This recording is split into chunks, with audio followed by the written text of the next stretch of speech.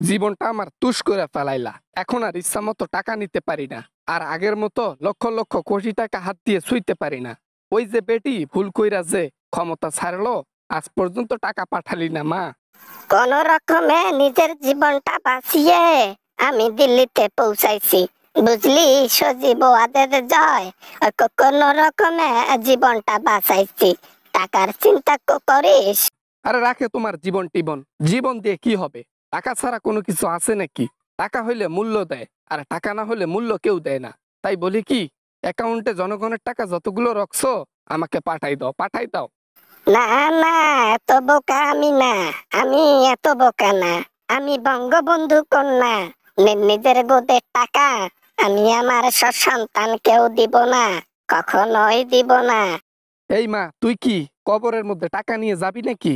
যাবি তো একটা সাদা কাপড় লইয়া, আর তুই টাকার গরম দেখাচ্ছিস আমার কাছে? আমি তোর সন্তান, আমাকে টাকা দিবি নাকি দিবি না? নাকি তোর দুর্নীতি সব ফ্লাশ করে দেব? ও, তুই যা করিস কর, আমার কোনো সমস্যা নাই। আমি আর কোনোদিন বাংলাদেশে যাবও না, কোনোদিন ক্ষমতা পাবও না। তাই এগুলা চিন্তা আমি করি না, যা করার কর। ছেলে জন্ম দিছ, নাং করছো, ভাতার ধরছো, পিয়নকে দিছ, সবকিছু কুলাঙ্গারি কইরা এখন আমারে জন্ম দিছ। তা আমি যে তোমার সন্তান, তুমি তো আমাকে পালবা, সে অধিকার তোমার তো আছে নাকি?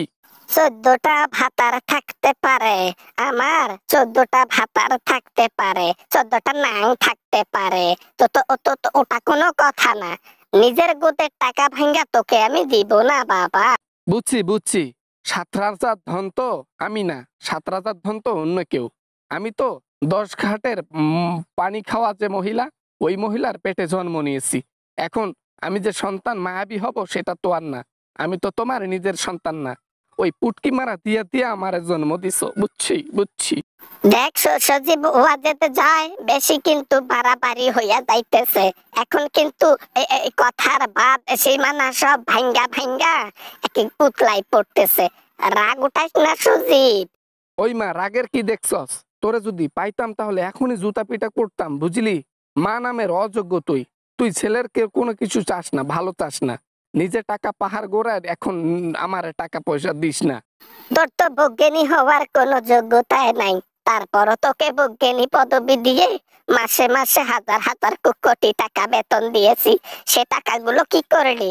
এখন আমার জনগণের টাকা যে কয়টা জুটাইছি একটা অ্যাকাউন্টে রাখছি, ওইটার মধ্যে তোর নজর পড়ছে তাই না সজীব? তো নজর পড়বে না? নজর পড়বে। আর ওই টাকা আমি নিয়েই ছাড়বো, আজ নয়তো কালকে।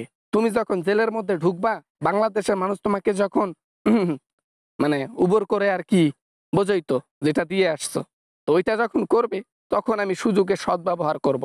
যা টাকা পয়সা আছে সব ছিনিয়ে নেব, বলি দিলাম। হায় হায়, ছেলে বলে কি রে, ছেলে বলে কি রে, হায় হায় হায়, টাকা পয়সা ছিনিয়ে নেওয়ার কথা বলে। আর কোনোদিনও বাংলাদেশের মুখ হব না। তুই আর কখনো কথা বলবি না, বদমাস। আমি বদমাস নই, বদমাস তুমি।